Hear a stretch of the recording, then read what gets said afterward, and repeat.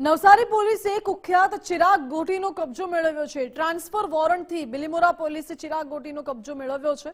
લાજપુર જેલથી પોલીસે ચિરાગ ગોટીને રિકન્સ્ટ્રક્શન માટે ઘટના સ્થળે લાવી હતી। સુરતના કુખ્યાત ગોટીએ યુવાનને ઢોર માર માર્યો હતો। બિલીમોરામાં યુવાનને માર મારીને વિડીયો પણ વાયરલ કર્યો હતો। પીડિત યુવકે બિલીમોરા પોલીસ સ્ટેશનમાં ફરિયાદ નોંધાવી હતી। બિલીમોરા પોલીસે ચિરાગ ગોટીને સાથે રાખીને ઘટનાનું રિકન્સ્ટ્રક્શન કર્યું। ચિરાગ ગોટી મીડિયાને સલાહ આપતો દેખાયો। બનાવની વિગત એવી હતી કે આ પાર્થ મિયાણીને ચિરાગ ગોટીએ એવો આક્ષેપ કરેલો કે તે આપણી ઓફિસમાંથી પૈસા ચોરેલા છે તેમ કહી તેની આગળથી પૈસા બળજબરીપૂર્વક કઢાવવા માટે થઈ તેને પોતાની ઓફિસમાં બંધ કરી તેને માર મારેલો।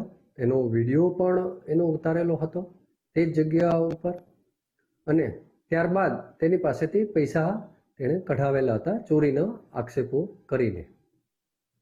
ઓસરી ગામે જઈ જે જગ્યા ઉપર ફરિયાદીને માર મારેલા હતા તેનું કઈ રીતે માર મારેલો તેનું રિકન્સ્ટ્રક્શન પંચનામું વિગતવારનું અમારા પોલીસ ઇન્સ્પેક્ટર બિલીમોરાનાઓ દ્વારા કરવામાં આવેલ હતું।